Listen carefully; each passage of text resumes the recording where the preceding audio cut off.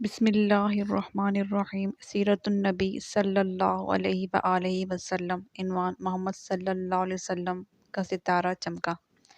ملک شام کا ایک یہودی ایس مکہ سے کچھ فاصلے پر رہتا تھا۔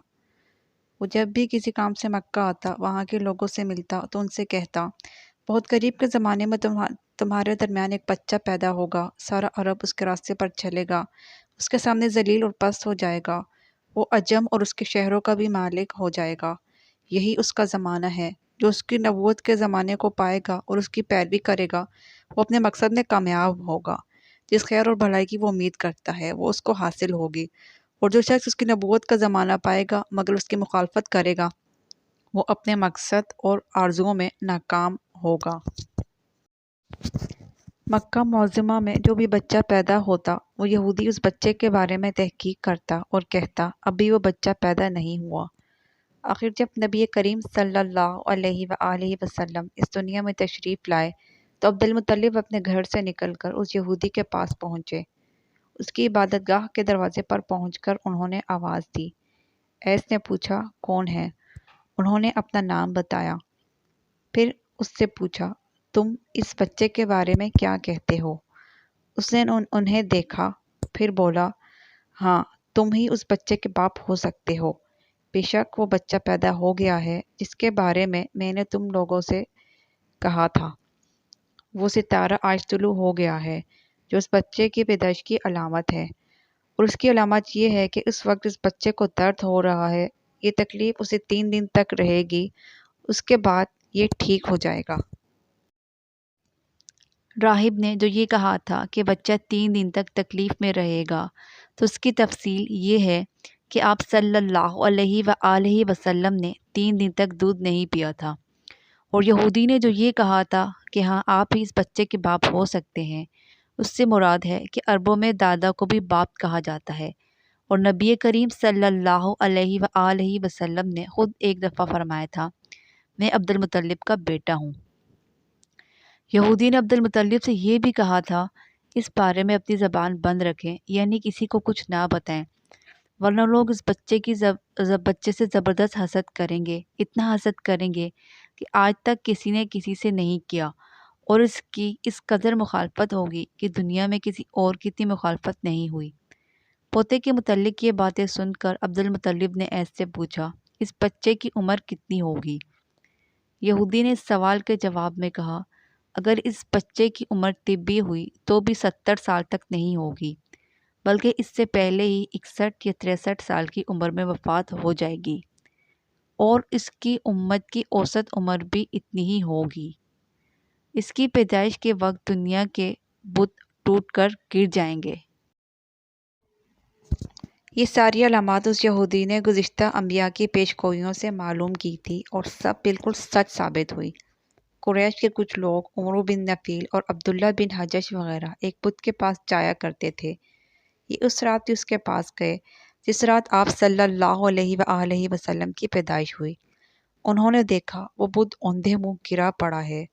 ان لوگوں کو یہ بات بری لگی، انہوں نے اس کو اٹھایا اور سیدھا کر دیا، مگر وہ پھر گر گیا۔ انہوں نے پھر اس کو سیدھا کیا، وہ پھر الٹا ہو گیا۔ ان لوگوں کو بہت حیرت ہوئی، یہ بات بہت عجیب لگی۔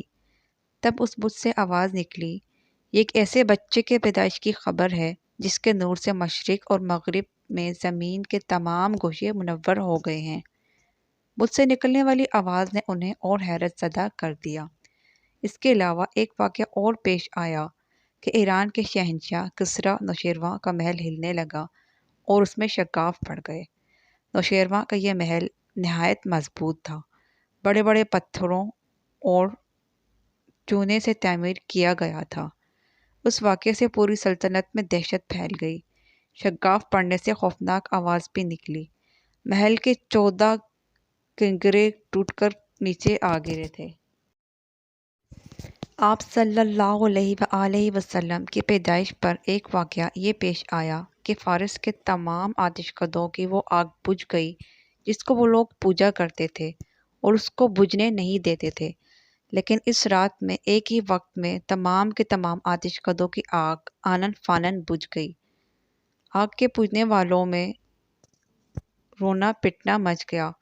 کسرا کو یہ تمام اطلاعات ملی تو اس نے ایک کاہن کو بلایا۔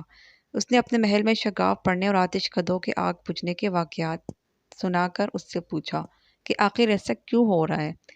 وہ کاہن خود تو جواب نہ دے سکا، تاہم اس نے کہا، ان سوالات کے جوابات میرا ماموں دے سکتا ہے، اس کا نام ستیح ہے۔ نوشیروان نے کہا، ٹھیک ہے، تم جا کر ان سوالات کے جوابات لاؤ۔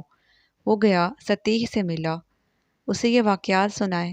اسے سن کر اس نے کہا، ایک عصا والے نبی ظاہر ہوں گے جو عرب اور شام پر چھا جائیں گے، اور جو کچھ ہونے والا ہے وہ ہو کر رہے گا۔ اس نے یہ جواب کسریٰ کو بتایا۔ اس وقت تک کسریٰ نے دوسرے کاہنوں سے بھی معلومات حاصل کر لی تھی، چنانچہ یہ سن کر اس نے کہا، تب پھر ابھی وہ وقت آنے میں دیر ہے۔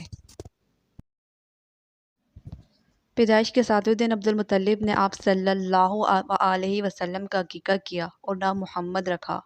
عربوں میں اس سے پہلے یہ نام کسی کا نہیں رکھا گیا تھا۔ قریش کو یہ نام بہت عجیب سا لگا، چنانچہ کچھ لوگوں نے عبدالمطلب سے کہا، اے عبدالمطلب، کیا وجہ بنی ہے کہ تم نے اس بچے کا نام اس کے باپ اور دادا کے نام پر نہیں رکھا بلکہ محمد رکھا ہے، اور یہ نام نہ تمہارے باپ دادا میں سے کسی کا ہے اور نہ تمہاری قوم میں سے کسی کا ہے؟ عبدالمطلب نے جواب دیا، میری تمنا ہے کہ آسمانوں میں اللہ تعالیٰ اس بچے کی تعریف فرمائیں اور زمین پر لوگ اس کی تعریف کریں۔ اس طرح والدوں کی طرف سے آپ صلی اللہ علیہ وسلم کا نام احمد رکھا گیا۔ احمد نام بھی اس سے پہلے کسی کا نہیں رکھا گیا تھا، مطلب کہ ان دونوں ناموں کی حفاظت اللہ تعالیٰ نے کی اور کوئی بھی یہ نام نہ رکھ سکا۔ احمد کا مطلب ہے سب سے زیادہ تعریف کرنے والا۔ علامہ سہلی نے لکھا ہے کہ آپ صلی اللہ علیہ وسلم احمد پہلے ہیں اور محمد بعد میں، یعنی آپ کی تعریف دوسروں نے بعد میں کی۔ اس سے پہلے آپ صلی اللہ علیہ وسلم کی شان یہ ہے کہ آپ صلی اللہ علیہ وسلم اللہ تعالیٰ کی سب سے زیادہ حمد و ثنا کرنے والے ہیں۔ پرانی کتابوں میں آپ صلی اللہ علیہ وسلم کا نام احمد کا ذکر کیا گیا ہے۔ اپنی والدہ کے بعد آپ صلی اللہ علیہ وسلم نے سب سے پہلے صوبیہ کا دودھ پیا۔ صوبیہ نبی کریم صلی اللہ علیہ وسلم کے چچا ابو لہب کی باندی تھی۔ ان کو ابو لہب نے آپ صلی اللہ علیہ وسلم کی پیدائش کی خوشی میں آزاد کر دیا تھا۔ صوبیہ نے آپ صلی اللہ علیہ وسلم کو چند دن تک دودھ پلایا۔ انہی دنوں صوبیہ کے ہاں اپنا بیٹا پیدا ہوا۔ آپ صلی اللہ علیہ وسلم کی والدہ نے آپ صلی اللہ علیہ وسلم کو صرف 9 دن تک دودھ پلایا۔ ان کے بعد صوبیہ نے پلایا۔ پھر دودھ پلانے کی باری حضرت حلیمہ سعدیہ رضی اللہ تعالیٰ عنہما کی آئی۔ حضرت حلیمہ سعدیہ رضی اللہ تعالیٰ عنہ اپنی بستی سے روانہ ہوئی۔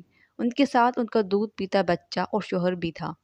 حضرت حلیمہ سعدیہ رضی اللہ تعالیٰ عنہ دوسری عورتوں کے بعد مکہ میں داخل ہوئی۔ ان کا خچر بہت کمزور اور مریل تھا۔ ان کے ساتھ ان کی کمزور اور بوڑھی اونٹنی تھی، وہ بہت آہستہ چلتی تھی۔ ان کی وجہ سے حلیمہ رضی اللہ تعالیٰ عنہ قافلے سے بہت پیچھے رہ جاتی تھی۔ اس وقت بھی ایسا ہی ہوا، وہ سب سے آخر میں مکہ میں داخل ہوئی۔